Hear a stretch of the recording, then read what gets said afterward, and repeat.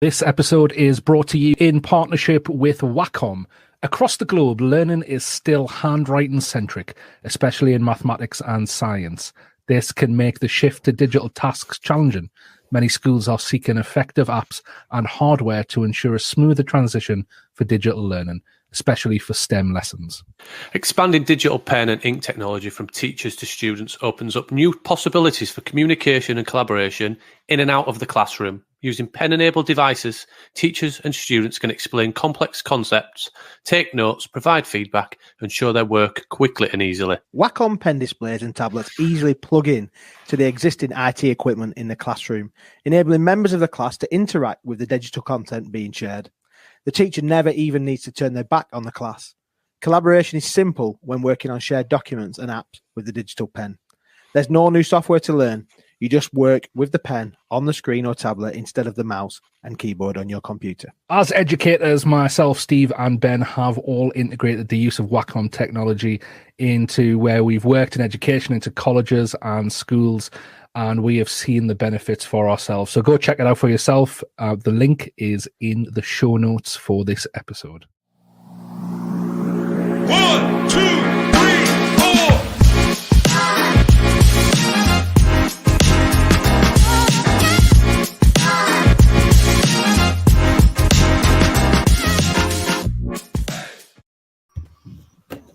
Good evening. Well, I say good evening. It's evening where we're recording, but welcome to another episode of the Edufuturists podcast. Wherever this goes out, it's going to be episode 198, 199, or 200, or something like that. It's going to be up there. It's going to be up there, nearly episode 200. So, thanks for joining us. If this is your first time, or if this is your 200th time, we are very, very grateful for you joining us, and we're looking forward to having a great chat with the guest that is waiting in backstage in a few minutes' time. So, Steve, Dan, I believe that we're all suffering a little bit with the lurgy or the winter colds or whatever going on, and family's a little bit ill. But other than that, how are we doing? How have our weeks been? Yeah, it's been a cracking week, I'll be honest. Starting to feel a little bit dodgy. The kids are struggling, but it's the life of a dad of two young kids. My wife's got them, hopefully keeping them under wraps and settling them to bed as I'm on it. But no, it's been a really good week. I ran, as part of the day stuff, ran an event with Google on Tuesday. Great attendance from across the further education community.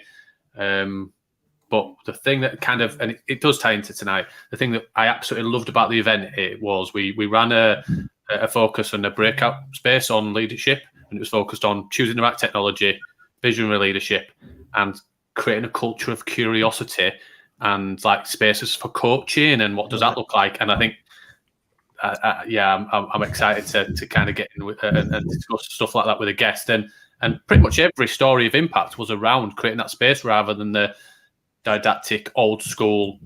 Everybody gets the same CPD. Everybody all of those kind of things. And so yeah, it's been a really positive week to be honest. I'm probably, if I'm honest, and not even anywhere near the end of November and crawling into Christmas. So I don't know if anybody else is feeling that, but yeah, it's been a good 31 days as we're recording. It's 31 days. Is that what it is? Wow. Yeah. It'll be Christmas Eve then in a month's time. Yep, wow. Crazy. God. Right. What about you, Dan? Yeah, apart from trying to stay awake at the minute, I'm struggling tonight. I really am. It's been a good week. Starting to going out for jobs for my team, doing a lot of recruitment at the moment. So all good, getting the team in and starting to build the team. So yeah, I go off on leave in 2.5 weeks, heading down to France for a few weeks over Christmas. So trying to get some of the key people in place in the team before that, so we can hit the ground running in January. But yeah, it's all good up here. Without being too political, are you going to France that early for Christmas just in case it takes that long to get across, and just hoping to make it on Christmas Day, or what is that? Is that the method? That's interesting to say that. Apparently the border control police, what they're called? What's the official border control term? The traffic cones that they put out because they're not putting enough on. Is that what you mean? But they're going on strike the week before Christmas, so I don't know if we'll get back in the country. Oh, that's all right. You can stay there. It's all right staying in France. Yeah. It's just getting out of this. Devastated, absolutely devastated. But we never like to get political on this podcast. We have very inclusive political. No, we don't. But yeah, good. It's interesting. It's that countdown to Christmas. It's that obviously moving into a different season. It's getting darker earlier and all those kind of things. But we know that our teachers are the teachers. A lot of our listeners are gearing up for that key time of a couple of weeks off. But hopefully we'll be able to give you something today that will inspire you and move you into some new stuff. So if you haven't done so already, please make sure that you subscribe to the channel. It's really great because it gives us a little bit of an insight of where people are coming from and what they're listening to, but also means that you get everything as it comes out. And just a little shout out there to the weekly newsletter that goes out on a Saturday morning. If you haven't already subscribed to that, head over to our website or over to our social channels, and you can sign up for that. It's also going to be in the show notes as well, how to subscribe to the newsletter, and then you'll get all of our content for the week going out on a Saturday. So without further ado, and just before that frog disappears out of my throat, it'd be great to bring our guest in for this evening. It's always interesting when we bring a guest in, especially when they're not somebody that we've met in person. And actually, because of where Stefan lives, he is definitely a long way from all of us.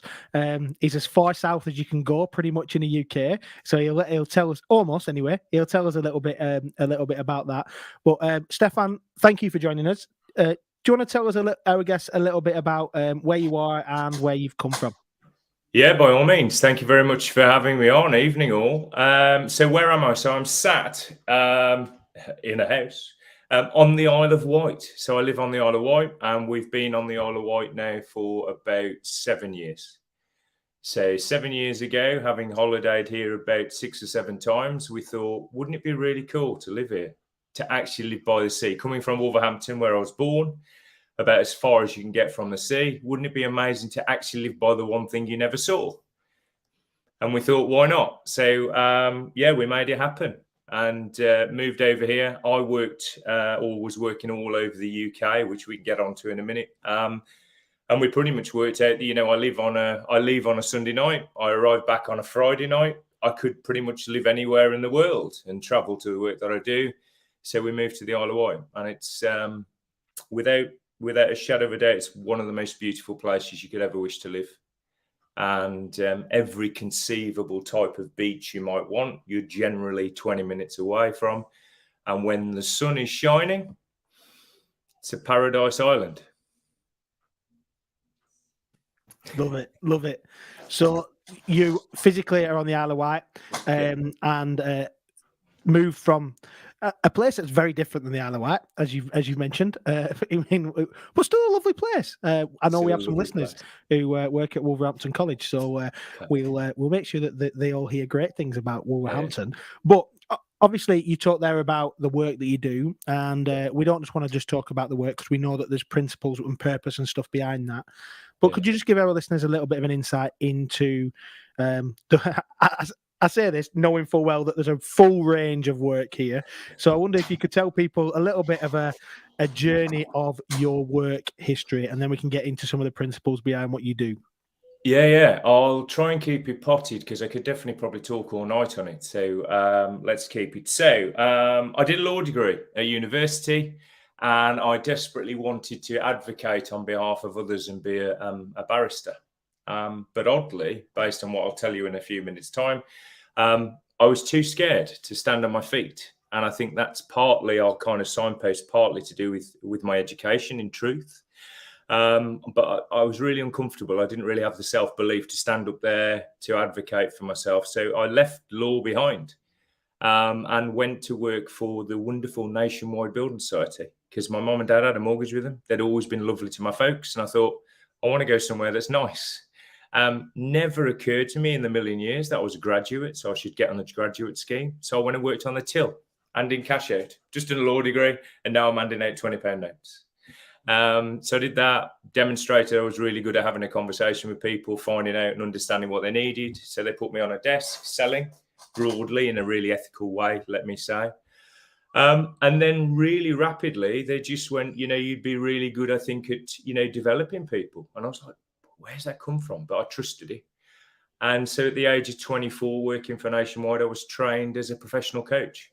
So trained at 24 to coach, predominantly sales and business development early on. But latterly, about a year later, I was thrust into the world of coaching leaders.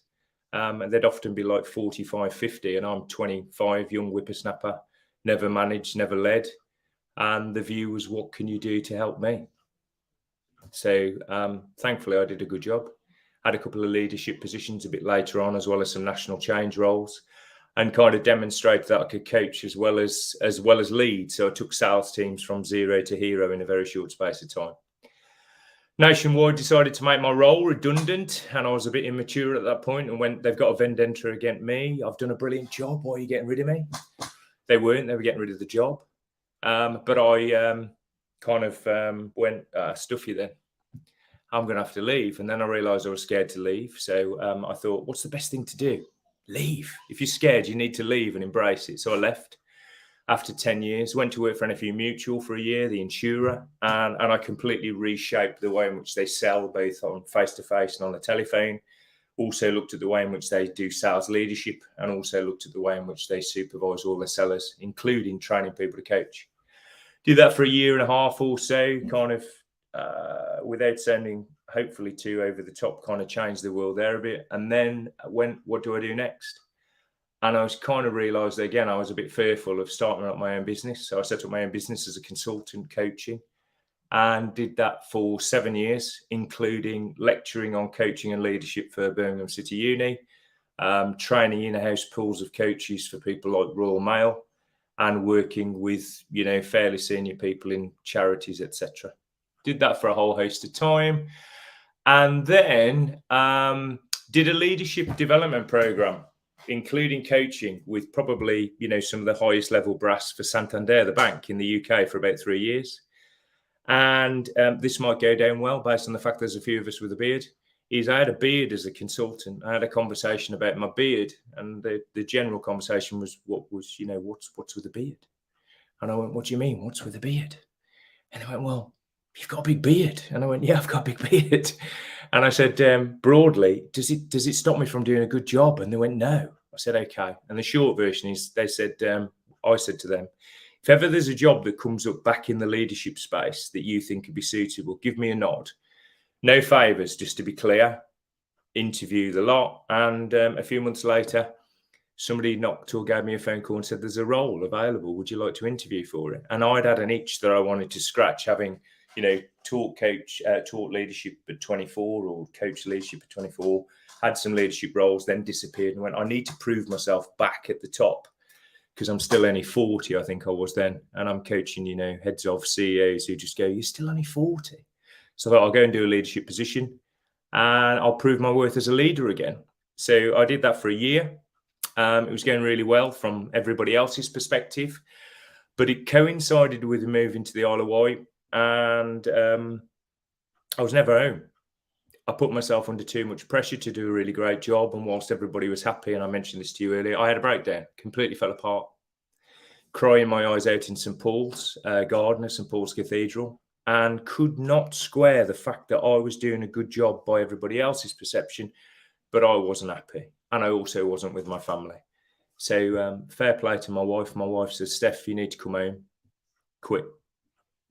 The bosses at Santander were amazing, gave me loads of time to think about it. And during that period of time, we just went, I don't need to go back into corporate world. I don't need to prove that, really. I have proved it, but I don't need to prove it anymore. I certainly don't need to prove it to coach.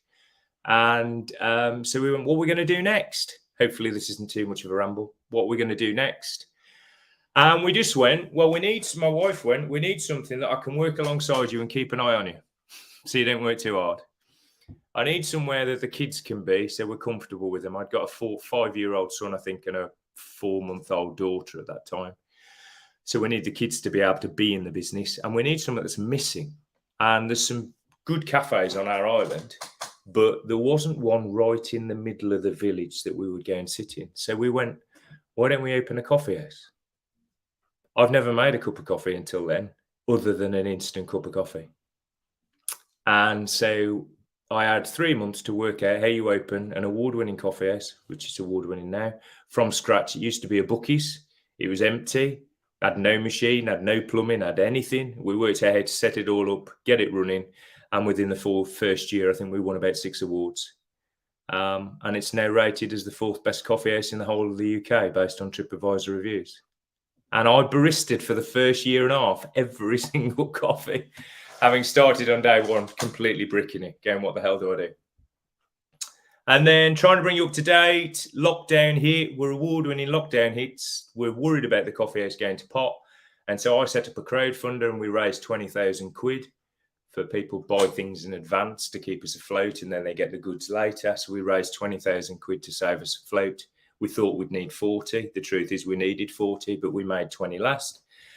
And during that period, because we were closed for large parts, I had a chance to do some drawing that I'd not done for ages.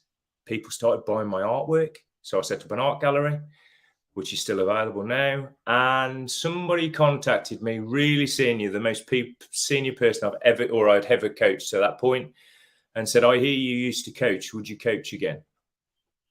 And this is from somebody that had a breakdown. And then, by the way, I forgot to tell you I had a breakdown just before lockdown again. Because I pushed myself too hard. And somebody said, would you coach again? I went, I'll only coach again if I can press the on switch on the laptop and not think about it before and not think about it afterwards. And they went, that's all good. So I coached. It went brilliantly. And I went, I've missed this. This was my calling. This is the thing I wanted to be the best of in the entire world. And so I went back about a year and a half ago coaching at a really senior level. And I am just absolutely and unbelievably focused at going. Leadership, I'm going to say this, leadership is far easier than people make out. It's a lot of graft and it's hard work, but it's a lot easier than people make out. Often it's just about listening to you and what you think you should do. And often you're right. And most people don't have the bravery to do that and get the license from their bosses to do what they know what needs to be done. And there's a lot of people making a lot of money out there from books and podcasts and a whole host of stuff around leadership. But there ain't no people getting better at leading. The people I work with do. And I don't say that lightly. I'm not really one to shout about it, but I've had to learn to do so. And so I just go, I appear for whatever reason to have a God-given talent to coach people and to help people to be better at what they do. So I apply it. So there you go. I'll pull down now as I feel like I'm ready to set them off. All right. I suppose, just to pick up on the last thing you said there, what's just to start delving under the cover of all of that, what are you doing that those books and podcasts aren't doing? I just listen.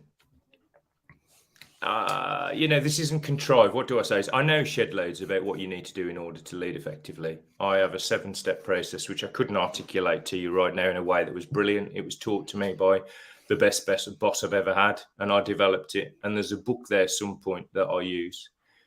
But that leadership and that experience just informs this swathe of, knowledge that sits in the background. That means when I listen to somebody and I combine it with the ability to coach, which is to ask questions to explore their thought, we're able to come up with solutions that fit for them, that make them feel human, that make them feel listened to, make them feel like, I could do that. Could I really do that? Could I really have a conversation about what I really need to do with my line manager? I'm like, I don't know, I work with a headmaster, for example. I do work with a headmaster, and the headmaster will go, could I have that conversation? I go, why not? Yeah. That's interesting because I've got a business leadership mentor, and I've just started. I've been seeing him for about a year now, and the last session I had with him, I started, and I come out like literally flying out, like wanting to get things done, and I was thinking about why, what is it that makes me think, right, I can now do things after I see him. Yeah. And I think I don't know if you were touching on it there, but it's almost like he gives me permission sometimes. Now that sounds silly because I can do it's part of my job to do these things anyway, but he almost puts it in a way where I'm like, actually, yeah, I've I actually do have the permission to do that, to go and say Yeah. that to that And person.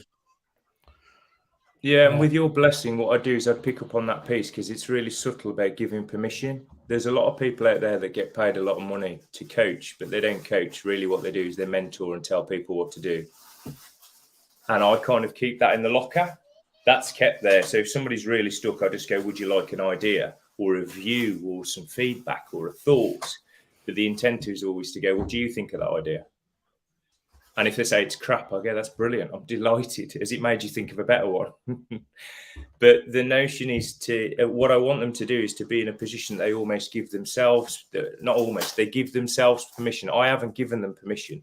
What I've done is I've created a space in which they're comfortable to say what they think, what they feel, what they think is the best option. And they haven't felt foolish as a result of saying it. And as a result of saying it out loud, they've been able to process it and go, actually, there's some real, cognitive thought behind that, as well as intuition, as well as experience. And actually, you haven't laughed at me. I go, I wouldn't anyway, would I? But you haven't laughed at me. No. Think that through a bit more. So I hope you don't mind, but I think that permission is it's a and I think careful line. I don't think we're disagreeing there. I think it's maybe just the way I worded it. I think it's picking up on what you said about intuition, like going in thinking, well, I know what needs to be done here. I'm coming up against some resistance, for example, which we all do in leadership, coming up against that resistance, and it almost needs that conversation for me to actually go, right, no, I'm going to go with what I want. I'm going to push, and I'm going to sell what I need. And that's what I meant by, like, almost not that person specifically given the permission, but that just almost like the clear path is shown, like the reaffirmation of actually, no, this is what I need to do, and I'm gonna do it. Thank you. And thank you for letting me make the point that I did. As a coach, perhaps I should have asked you a question about what you meant by permission. That's all right. We got there. All good. I think it's really interesting. Obviously, where we've met, Stefan previously has been working together on the programs around digital training for people from SMEs. And it's crazy because we've never met in person. We'd never met even on a video call until relatively recently, but had been working together to help people in businesses. I've been particularly doing the digital stuff, and you've been doing the broader business stuff around that as well. But I find it really interesting that you've been able to coach the CEOs at and big people running big organizations, and then you still being able to coach people in SMEs or who are looking to get into employment. My thought process really, or was around as you're talking now about coaching, is that because the principles are the same whether you are running a big organization or whether you're running a small organization, or do you have to be adaptive and flexible and agile to be able to do that? It's a good question. I think from a coaching perspective, it's very similar. I think that, and probably because of what I focus on, it's very similar. I'll try and explain what I mean by that in a moment. And then I guess it's because in the background, as I talked about, you've got this plethora of experience that you can draw upon. So what I mean by that, so let's think about this. So at one end of the spectrum of coaching, I can ask questions which purely facilitate thought. I wouldn't have to have any knowledge of what you do. So often with the people we work with on the program that we're talking about, I go, we've got 2 hours. If I could wave a magic wand, what would I help you fix in those 2 hours? To ask that question, followed up with why is that important to you? What difference would it make to you?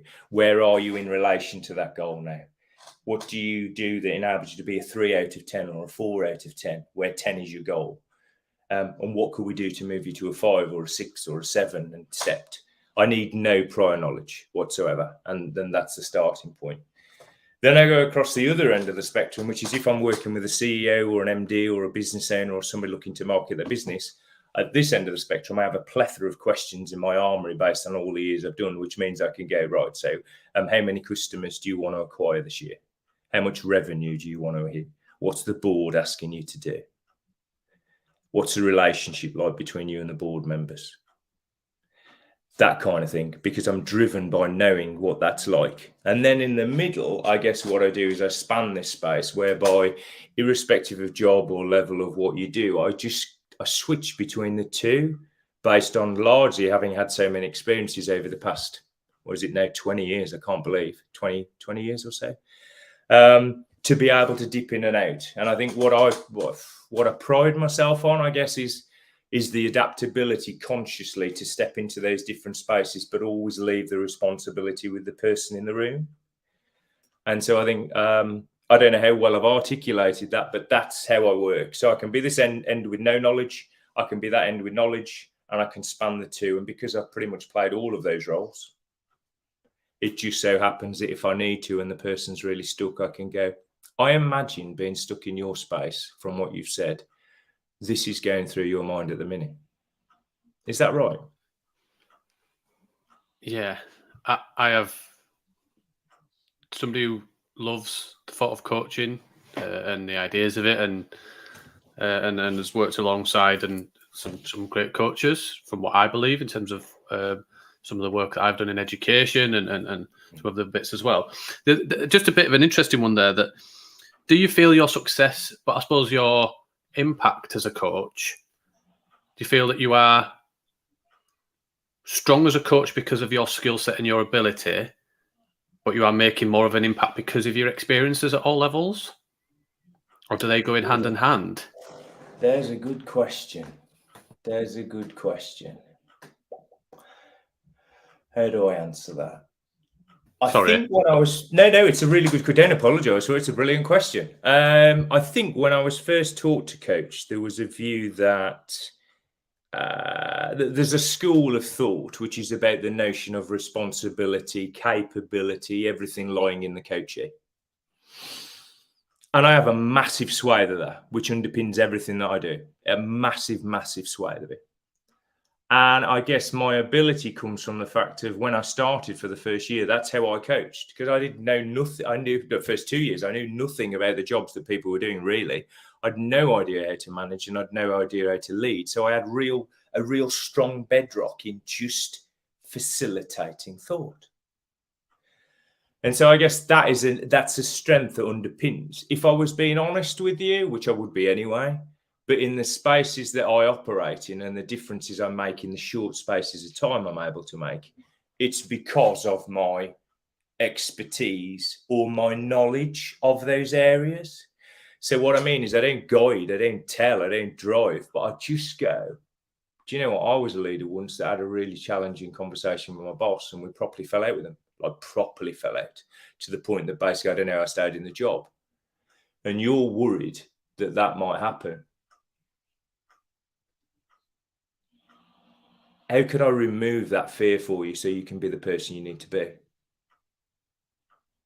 So I guess I can't say one or the other. I mean, that's my response. And you know what? Great response. It's an honest response. Do you know? I think honesty is key in everything. Do you know? Yeah, I think it's key. Do you know? I think that's the key bit. But apologies. I just think, and what I find fascinating about this is you've trained well, and clearly you've gone through your coaching process. But the thing that stands out is there are so many coaches out there that are seen as good coaches or are brought in as coaches because they've done that level and they can give an opinion of, I've done something great before at that level, so I could tell you how to be great. Well, I think your bit, and I think the strength from what I'm hearing, and obviously I've never been coached by yourself, and I've never seen it in practice, but I believe in it and I trust it, that your bit is, it's not opinionated, it's not coming in. Your quality as a coach, and the quality as a coach should come through based on applying and getting people to understand how they can be better, rather than coming an opinion of how, regardless of what somebody's going to tell you, I already have a prerequisite of, I know how I can make you better before I've even met you. And I think I've come across too many people and been involved with too many people where, like you say, it's not coach, it's basically, this is my blueprint of how I can get you to be better. That's fine, but it's based on maybe a 1990s model of business or a different approach. And so I don't know where I'm going with it. I just think that's what I'm hearing. And I think that's the difference from what I've seen in terms of some of the other work and some of the other coaches have come across, not right or wrong, and I have come across some good coaches, come across some shockers as well. But no, I'm just fascinated by it. So sorry, what were you going to say anyway, Stefan? I know you. I was going to say you're not waffling at all, and then I'm desperate to go waffle. Let's explore that. So, for example, what I say is, I think the strength is to do that. Getting licensed to do that is based on trust with the people that you work with. And so, for example, I've not been a CEO, I've not been an MD. Certainly not of an organisation with multi-billions of dollars or pounds. But I have led. So I've got a sense of it. I just haven't led at that level. But, I had a conversation with a brand new director who's taken on a sales and ops role. Really punchy job. And the premise was, I just know broadly that person needs to think about what they want to be known for. Broadly, they need a plan that they're going to phase out over a period of time. And they need to have a conversation with their line manager to agree that. So guess what? We have a chat about what do you want to be known for. They work that out. They shape it. And then I go, how will you use that? They have a plan that they work out. The first phase is to understand the business. The second phase is to work out some quick wins. The third phase is to start to work on the medium term wins. And the fourth place is to work on the longer term. There's no template. There's nothing I give them. They just go, I need to work those 4 phases out, don't I? Brill, if that makes sense to you, sounds brilliant. How are you going to get license from your boss to do that? So there'll be a book that has a pamphlet in it. There'll be a PDF you can buy from somewhere. But now the person I've worked with has their own 4 phases. They have their own 4 labels for those phases. They have their own structure for a conversation with their boss. And they also know what they want to be known for, which will be their version of their leadership book that they'll use for the rest of their career. And now, as a result, when he moves into his next director position, he will be a far better director than he was the time before, and he'll be able to teach the directors that come behind him with his own methodology and philosophy. I know those things need to be in place, but it's much better that he works out what his version is of it, as long as there's some overarching pieces that are agreed. Does that make sense? I think it does. And I think that is a brilliant segue into a conversation about education as well, because obviously what you were talking about there was, rather than just telling people what to do and saying, here's the answer, it's helping them discover that almost themselves, with prompts and with facilitation and with coaching and maybe some mentoring at some points, but certainly sometimes some instructional elements, and that's okay as well. But the reality is that it lands better when somebody discovers it for themselves. And Steve was obviously talking about curiosity earlier before as well. And I wonder then, from an education perspective, and because I think a lot of this stuff is super relevant for life as well as for education. But where we're talking about here, I think there's one of the models that we've tried to bang on about really is this ability of discovery and about students to being able to discover. And I wonder whether you see the same kind of principles applying in an education setting. There's a question. I do, without a shadow of a doubt. I think, broadly, without trying to sound too contrived, the world is changing at a rate which is faster than anything we've ever known. And I think broadly in business as well as in life, you can't possibly hope to be the technical guru. There are a few, but, broadly when you lead or when you manage or when you go into an organization or when you're trying to be a good employee, the world travels so fast that to be able to be a technical guru in a particular area with a particular knowledge set, with a particular skill set, it just isn't the same. And I think so as a result, in business as in life, what you need to do is to be able to equip people with the ability to find their motivation, to equip people to be able to identify what their strengths are, what their challenges are, for people to be able to look at a challenge or a problem and work out how to fix that challenge and problem. And you need people to be in a position to be able to advocate for themselves and to advocate for others. to have a value base, to have an empathy, to have an understanding, to be able to understand I'm a little dot in the world, but there's a phenomenal world. And, I'm really important, but the world might be more important.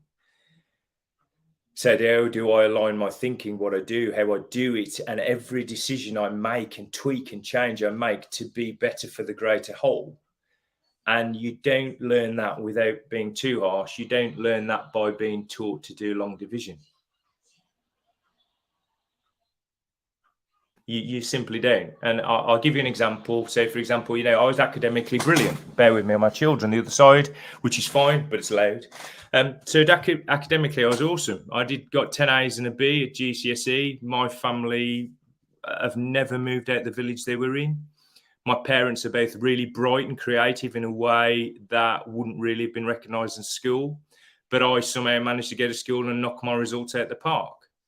I then fell off the horse because I kind of went, I've got all these exam results, but what was the bloody point? Excuse my French. What was the point? Then I went on off and did 5 A-levels, and I'd got no idea about me self-determining what I wanted to do on my A-level. So I did maths, physics, chemistry, PE, and general studies. The first 3 were dull as dishwater, but I was told I should do them because it would get me into Oxford. So I went to Oxford as a prospective student, right? I didn't go in the end because I hadn't got the confidence to go because it was daunting. It was too overroaring. And I'm a straight A student. And I only did the A-levels that I did because I was guided to do them because it would be good for the school and it would be good for the university and it would conform with this notion of going to these really academic studies. As we've now found out, I should have done, psychology. I should have done English. I should have done history. I should have done art. And I think it's pertinent to say, as I said in the intro, I've become a barista making coffee. I said I wanted to be a barrister when I was at uni. School didn't equip me because of the background that I had to have the confidence, the social wherewithal, the ability to stand in a room full of public school boys and girls and feel comfortable. And that comes from being able to work out who you are, what your motivations are, and the capabilities you do have. And I just be clear, I think teachers do a phenomenal job. I know loads of teachers, they inspire me every day. But broadly, we can get on to it. I home educate my 2 children. I'm not a hippie, by the way, just to be clear. But I home educate my 2 children. And it's not because of the teachers, it's because of the system. I've taught 12 to 15 to 500 people in a room. And I wouldn't want any more than 12 to 15 adults in a room because I can't treat them as individuals. So what makes somebody think I can't manage my 2 kids at times? What would make anybody think I could teach them and develop them other than by rote? To have 30 of them in the room, and that's no slight on the teacher. That's just that's a ridiculous expectation on any human. The same as in an organisation, we rip out management layers. And we end up with people line managing 30 and 40 people. It's not possible. It's a false economy. And also, you put that many people under line management, under somebody's guise as a teacher, and it becomes a process and instruction rather than a guide and a development process, I think. Yeah. It's easy to mass adopt, got me on my soapbox. Say again, sorry, Ben. It's easier to mass adopt, isn't it? Instruction and by rote learning is easier to mass adopt. The reality is, if we've got 30 odd children in a class or 500, 1,000 children in a school, it's easy to mass adopt if everybody's doing the same thing. If we're actually thinking about each individual and guiding and coaching them individually and trying to move them along their individual personalized journeys, adapted learning journeys, that takes time. And it's not as easy to mass produce. And so I wonder if that's part of it as well. But that is why that's how the education this current education system, that's how it was set up. So many years ago, and I'm sure everybody knows this, many years ago, people used to come in and have conversations and explain and answer questions like you do in a master's, and they'll ask you questions based on what you've kind of produced. And you'd explore it and people would ask you questions, but the educators of the world then said, it's great, but it won't take us to where we need to be because we need to do this with more people. So what they created is a system where they could simply, en masse, demonstrate people just regurgitating information quicker. And 300 years later, we're still in a position where we're still doing exactly the same thing, but it was never created for a benefit. It was done for mass production of a check, not actually to demonstrate how we can coach and how we can develop information and how somebody can demonstrate their best knowledge. It's basically just a system on mass. So yeah, I think the system, and we've gone back to it a couple of times, the system is working perfectly. The education system is, whether you believe it's right or wrong, we currently constantly on this podcast say that we think it needs a massive change, because it was developed for this purpose, to mass evidence people passing a test and in a point of time, not actually demonstrating how good they are at lots of different things. That's it. Simple, isn't it? But it's bonkers, really. Wow, that ended quick, didn't it? I'm holding back for a moment because I realised I got on a soapbox. Dan looked like he was going to say something. It's just my look. That's how I always look, Stefan. No, it's good. It's almost like you guys read my essay from last week. Oh yeah, guys, nobody's ever thought of this before until Dan wrote the essay last week. Yeah. Let's remember that. To be fair, though, it was a strong essay, Dan, and yes, I did read it. Yeah. Very good, very good. Yeah, cheers, Ben. I guess I want to get into the homeschooling because I think everybody who doesn't do it kind of thinks, "Are you mad?" First of all, what goes on? I'm aware I'm being quite negative here, but that's because I'd love to be enlightened, and I think a lot of people want to know what's going on at home. What do you teach them? What standards are there? And I know a lot of our listeners are teachers and are educational professionals as well. So, and I've got 2 young kids, a 2 and a 3-year-old, and I'm constantly exploring alternatives and from just the mainstream and what else we can do with them. So I just, for my own personal benefit, really, I'd love to know what it involves, what challenges there are, and how do you see and maybe this is the wrong question, you can tell me how you see being better than the system. That's a question. So I guess let me premise as well, just so thank you for the question. I'll go with what Steve said. I think, what broadly would I say? I've seen and experienced people learning through experience, by being facilitated, by being group coached to a phenomenal degree. To get to an outcome, even passing a test, I've seen that work. I've done it. So I think there's more scope for it. If the system was to create the outcomes that we're talking about, just that linear outcome, then I think there's more scope to do that and develop skills and human beings whilst doing that if the aim stayed the same. But I do fundamentally think the aim needs to change. So I'd say that. And I'd be really happy at another point to explore how I think that could operate. The second thing I'd say is I think there are some schools, there are some teachers, there are some people who are outliers that are proving that things can be done in a slightly different way, in a way that might fit more with the conversation we're having. And I think what we need to do is to go accept that those are more outliers than they are the rule. And what we need to do is to find out what it is about those schools, those people, that environment, that culture, those parents that enable a more, call it rounded for simplicity.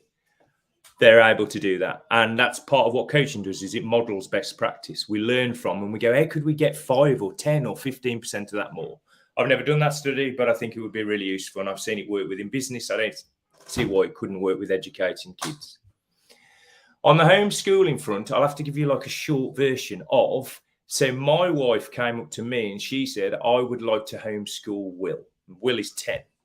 And I looked at her as if to go, you have 2 heads. Why on earth would I want to homeschool my kids? And I use this word on purpose as a homeschooler. I feel like I can say I'm not a hippie. I just need to be clear. There are a massive spectrum of people at home ed. There are people that don't put their children in school. There are people that put their school in children. Their children have problems. They bring the children out. There are people that have a massive issue with education. There are people that are former teachers. There are people that follow the curriculum. There are people that have really close liaisons with schools and essentially do what the teachers do, but they do it at home. But often what gets reported in the news is the person that's got really cool dreadlocks with purple clothes and happens to teach their kids in the forest. And I'm not going to say that teaching the kids in the forest isn't a really great way of doing it. What I'm just going to say is, unfortunately, that's the only version that really ever seems to get told. So that's what I'm going to say. So I went, everybody will think I'm in that camp. Stupid. I'm just going to say it was stupid. So I went to my wife, convinced me that we should home ed our kids, because if I'm convinced, I'll stand up to the world. And I'm not any new age convert. I won't stand there and go, I home ed, I'm really proud. I am proud, but I'm not going to go and ram this down anybody's throats. So my wife talked to me about her experiences at school and what it was like for her. We're both professional educators, by the way, both trained to train, both trained to coach. And she talked through her experiences at school of being bullied, about not being looked out for, of not being treated as an individual, not having her needs met, a whole host of stuff. And she went, it just didn't work for me. And I went, well, I'm strong, I'm fit, I'm a bloke, you know, it made me tougher. And then we went, you've had 2 breakdowns, Steph. I'm not saying that's because of school, just to be clear. I'm going to go, you've had 2 breakdowns, Steph. You've driven yourself into the ground to be successful all of your life. And you've had, for a large part of your life, massive insecurities about whether you were good enough and the way you think and feel and act and what you do is good enough. I went, oh, yeah. And I went, when I was at school, I got bullied, but I sorted out the bullies because my parents went, if somebody hits you, hit them back twice as hard. And so I learned to hit them back twice as hard, but I still got bullied. I just forgot I got bullied. When I was at school, I put my hand up first all the time. And I went, I can answer the question, because I was like, I can do this. I know the answer. And eventually I got pulled to one side by the teachers and with no great grasp of it. And they just went, stop answering the questions. You need to give somebody else a chance. And up to that moment, I'd been in all the school plays and all the performances as the lead singer with no thought about, look at me, I just enjoyed singing. I stopped talking, singing, answering questions, playing any part whatsoever from the moment that person went, you need to give everybody else a chance. It wasn't the teacher's fault. The teacher had got to teach a hell of a load of people to be in the right space, and I wasn't giving anybody else a chance. But there was no time to deal with that situation well. I was just quashed and crushed. Then what happened a bit later on, this will be like a life story, sob story, but I went through my history there. And for example, even getting to the exam stage, I ended up doing subjects that weren't right for me, that didn't interest me in the slightest. There was nothing there. And when I was intellectual and I was good, I didn't get stretched anyway. I just stood in a class and got bored. And so I went, if I combine those thoughts, you've actually started to get me to think. And then there was the whole socialization piece. And I'm not trying to convert anybody, just to be clear. But I went, I like to think things through. And I went, socialization is massively important. My children socialize with loads of kids. They get a forest school. They talk to loads of people. They talk to loads of adults. They have a really good laugh. But I went, how many people do we really socialize with when we're in school? We sit in one table often. I did when I was a kid. We sit in one table with 4 kids and we might talk to all 4. We have a break time. We have our best friend and we talk to our best friend. Then what happens is we play sports, because if we've been good enough to be in the clique, to be in the football team, and I was good at sport, by the way, so I hold no grudges. But if you're in the clique in the football team, you have 12 mates in the football team, or 24. No, you don't. You don't socialise with 24 or 12 of them. You socialise with your best mate, and maybe you'll talk and take the mick out of all the other 11 or 12. So I went, socialisation. So then I went, you've kind of converted me that we might have a try. And then she went, do you know what age they tend to put kids in school on the continent? And I may or may not be right here, but she went, generally we're talking 5, 6, 7. I went, well, why don't we try Will till he's 7? Have the freedom to see what happens. And then we'll judge. And we never want Will to be more than 1 to 2 years behind what we perceive the other kids in school would be. And as long as I have that safety net, which I felt I needed, we're all right. And we've just gone with it. And I thought we'd have curriculums out. We'd have all the key stages, which Becky, my wife, knows, and I've got no clue. I thought we'd do all this and we put the books in front of Will and we do all this stuff. And we haven't. Really busy. Haven't managed to do it. And Willoughby is one of the, it's not because he's my son, he's bright, he's intelligent, he's on the ball, he's confident, he talks to people, he problem solves, he's a royal pain in the arse to me and challenges me like a legend. There's very few people in the world that do that. And I don't just mean by frustration, he asks me questions that make me shudder. And I guess what I would say is Willoughby desperately didn't want to learn to read. He wasn't interested. I go, you've got to learn to read. It's how working class people get out of this crap. And you've got to learn to write, Will, because it's how working class people get out of this crap. I'm working class, as you can probably tell. I've never said these words, so I'm saying them to you. And he went, I'm not interested in reading, Dad. Don't want to know it. We read to him every night. He said, I'm not interested. Don't want to learn to read. Not bothered. I went, you've got to. That's because that's what everybody else does, Will. You'll never get on. And so he went, I ain't going to read. And I said, right, you know that iPad you're addicted to? What I'm going to do is you are only allowed to go on the iPad if you read one book a day. I think that's fair. You read one book and we'll teach you and you'll do that. And he went, I ain't doing it. There's my daughter having fun with my son, if you heard the scream. They're fine. And my son went, I'm not going to read. I went, you are. I thought, the man says you've got to read. He's only like 5 or 6 at this stage. And he goes, right, he gets a book, slams the book on the table. He opens the table out. Thank the Lord this happened, by the way. I couldn't have asked for it to be better. But he went, got the book, opened it out, and he read the first 2 pages word for word perfect, having never read to me in his life. Having never sat down to read a book ever. The sod had taught himself to read so that he could cheat on his game, on his iPad, and so he could get more credits. And he could read beautifully and really well as a result of having the motivation to work out how to crack the game. Now, don't get me, and his maths, because he wants to know all about how he gets his credits and where he spends, and he's really clever at asking me for money. Now, we're quite fortunate he's a bright spark, and we're also fortunate that Becky and I constantly go, what do you notice? What do you see? Where do you get? What's this, Will? And we throw that in every so often. But he just blew me away with what he picked up naturally.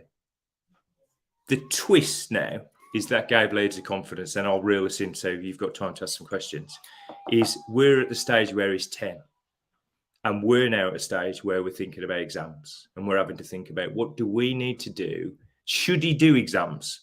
I'm not going to have that debate, but I think it's a worthwhile question. Should he do exams? Does he need to do 10 now? Could he do 5 now, do 5 later? Does he need to do them at all? Will, what do you think? That'll be the chat.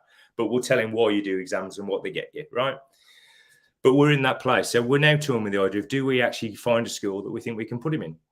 And I, instead of being the home educator that sits on the outside with a son that, thank the Lord, is doing a good job of teaching himself largely,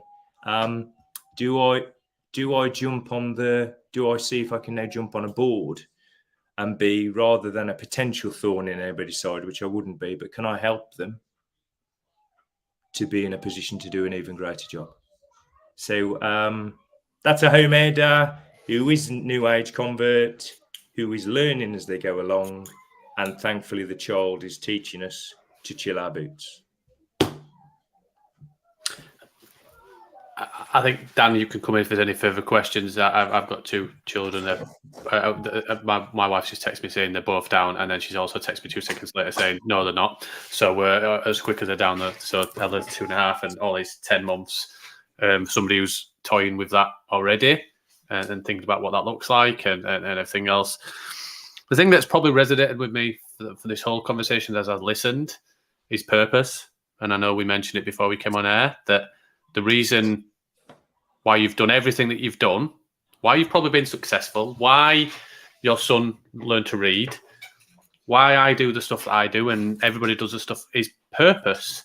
And I think kind of bringing it back round is coaching, and everything that we're talking about here is guiding and developing people to understand what their purpose is so they can help with others with their purpose. Because if you don't have a purpose and you're not passionate about your purpose, or you're think that your role is to do this and this and this I just think without purpose and without developing a purpose, you can't ever move anything forward. I don't know, you've picked, and I think your wife has done a great job of showing what the purpose would be, and it's interesting. It'd be a fly on the wall in a house of a husband and wife that are coaches. Nobody ever kind of makes a decision. You just both coach a decision out of each other. The opinions must be fascinating over what you're going to have for breakfast and everything else. But and again, I like I say, Dan is a succinct one who can put questions better. But I just think, for what I've listened over the last 55 minutes, I think purpose is key. Leading, coaching, opening a coffee shop, painting, developing homeschooling and your children and everything else is about your purpose. Going back into coaching was about what you wanted to achieve. You tried it and you're like, I think this is my purpose, this is my calling, this is what I really love. But also the purpose was to create a space where it still allows you to do it, but your purposes are now around your children as well, and being a dad. So that it's just my thoughts. It's not a question, but I think purpose is probably the need, and the real focus of purpose is probably key in everything and every aspect that we've talked about tonight. Yeah, and if I may, if I kind of answer what is my purpose, I'll take that as a question. I guess I wrote. So what do? I advise, I coach, and I'm a friend to leaders and business owners. That's the strap line. But the real strap line that's sat in the background for weeks now, as I'm going through a rebrand for my businesses, I've gone back to coaching, is helping good people do great things. And what I mean by that is people with a good heart who want to make a difference. I want to help them do great things. My son's got a good heart. I want to help him do great things, whatever his version of a great thing. I work with leaders who've got a good heart. I wouldn't work with a leader who hasn't got a good heart. So a good person who wants to do great things, I just go, how do I bring every inch of my being and every cell in my body and every ounce of experience to a question or a thought or a reflection to help that really good person do a great thing? And I've not thought about it till this moment, and I don't mean it contrived. If we look at the one thing that school taught me that it probably never intended to teach me, is I'm a really good person that feels a bit in that moment for me like I'd been let down. And I'm a good person who wants to do great things. And I just went, I'm going to have to do them for myself then, aren't I? And so knowing what it feels like to have a good heart, but not really feeling like you're able to bring it to the table, drives me to try and help people with a good heart to do good things too. Love that. I think it's a key area of leadership. Yeah, I really do. Doing things for the right things, not because somebody else has told you to do so. Or I often speak to my team around growth of business. I'm not a salesperson, and I'm a PE teacher originally, but I think the thing that I always talk about is growth is not just money, not just revenue, not just margin, but growth of an individual and growth of everything else that sits within the business. But yeah, it's really interesting doing the right things for the right time. Okay, yep. Sorry, totally I'm talking to myself. Sorry.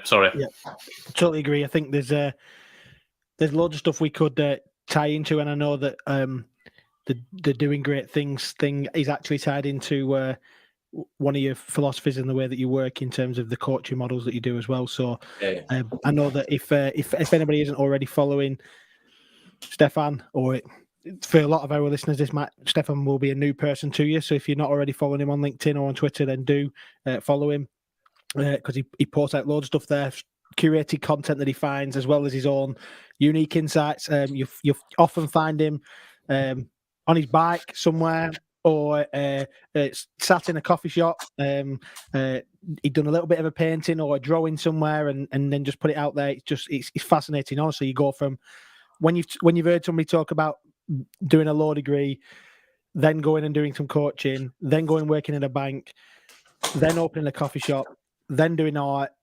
then going back coaching, then homeschool. Literally, there is a whole plethora of content that goes out there from Stefan, and there's a lot of people around Stefan who rave about what he does and the difference that he's made in terms of his in terms of their businesses. A lot of small businesses that we're working with who can't speak more highly of Stefan. So I know it's been great just to hear what you're talking about and what you've got up your sleeve. So thanks for sharing that with us today.